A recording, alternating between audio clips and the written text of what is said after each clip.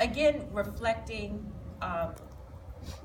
just on the people who've been a part of my life.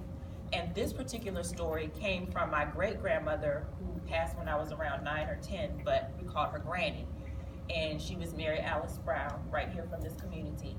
And I'm so glad my Aunt Paula came here, because her son actually is Tommy Rico, if you really want to look at it. But he's a couple of years, maybe, I guess somewhere between 3 and 5 years younger than me.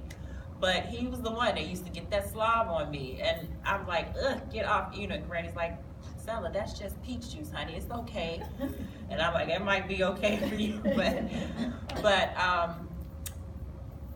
understanding that, you know, even at a young age, when people do things, it's not always intentional. They still love you, because we went through a lot of things.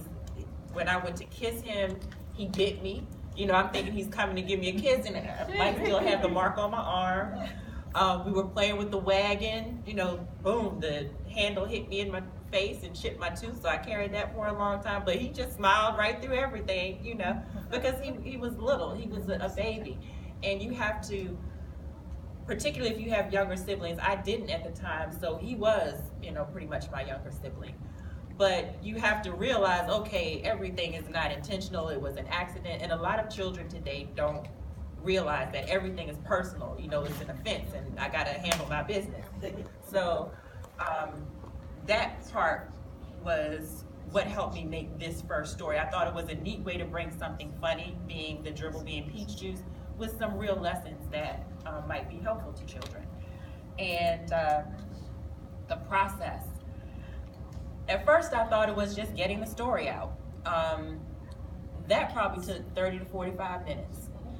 The longer part was the illustrations, because I actually did the illustrations as well. Great job. Thank you, thank you.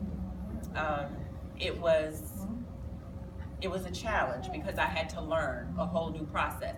But I had no idea that that was just the beginning of what I was having to learn. And there were times when I was like, I wish I could have just had a publisher, you know, just pay me $50,000 and take my story and, you know, do whatever. But through self-publishing, which I did for this book, I have become an author, an illustrator, a publisher, a composer, songwriter, a PR person.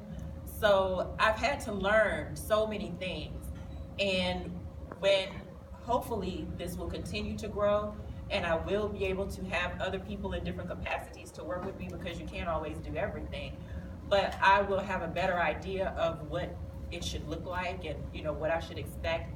But the bigger thing is, there are so many people who have stories and have books that they, you know, can produce on their own, just with their own experiences. And there's been 3 or 4 people already that I've talked to and shared the process.